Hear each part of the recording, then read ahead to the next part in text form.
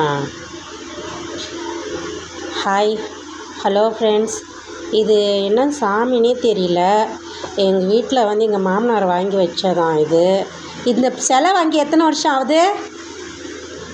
எங்கள் அப்பா இந்த சிலையை வாங்கி எத்தனை வருஷம் ஆகுது? சொல்ல மாட்டேங்கிறாரு. இது வாங்கி ஒரு 30 40 50 வருஷம் ஆகுதுன்னு சொன்னார் என் வீட்டுக்காரரு.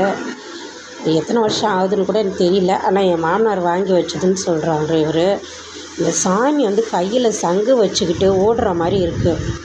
இந்த சாமி எனக்கு வீட்டில் வச்சுக்கிறது வந்து எனக்கு பெருசாக உடன்பாடு இல்லை. இது என்ன சாமின்னு தெரிஞ்சால் கொஞ்சம் கமெண்ட்டில் சொல்லுங்கள் ப்ளீஸ். ஐயனார் சாமி மாதிரியும் தெரியுது, ஐயனார் சாமி வேட்டைக்கு போகிற மாதிரி தெரியுது.